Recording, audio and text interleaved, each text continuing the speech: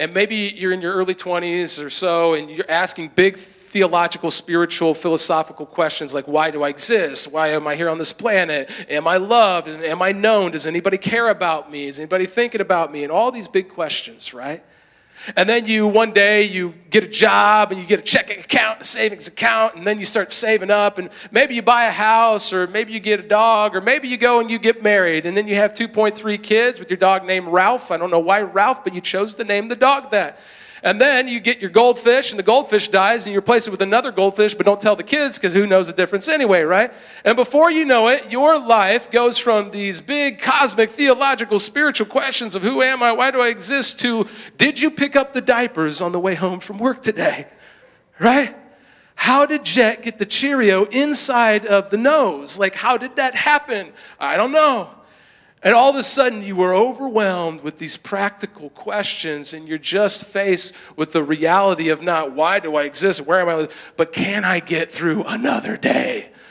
Can I exist? And you survive, and the kids grow up, and before you know, they're out of the house, and you look at the person you used to know 30 years ago and go, what's going on? And so then you begin to go, well, we got to do something. So you go and you live down in Florida for 3 months out of the year. You get a customized golf cart. You put on a few pounds, and you golf every day, asking the same spiritual questions that you asked when you started. And I wonder if in David's words here, he's beginning to speak to us about what he's learned and what we could learn from him. And I'm going to tell you, I went with the handheld this weekend because I'm going old school. I'm going to let some stuff out that I normally keep repressed. So prepare yourself spiritually for that. And verses 1 through 5, he begins to detail, number one, God, you know me. In a world where we desire intimacy with relationships with other people, like you know me. Look at those first few verses with me. It said this, you have searched me, Lord, and you know me. You know when I sit and when I rise. Go down to verse 4, before a word is on my tongue, you, Lord, know it completely. You know everything about me.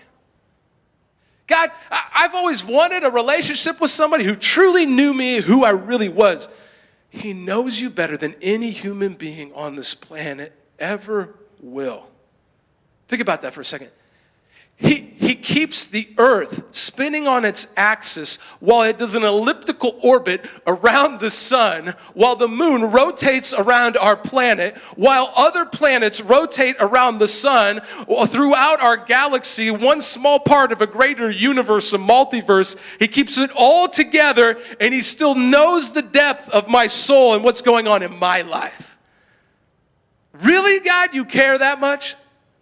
But he doesn't just know you, he's also present in your life. It's one thing to know about somebody, it's another thing to be present, to be there for him. David declares, you don't just know me, you are there for me.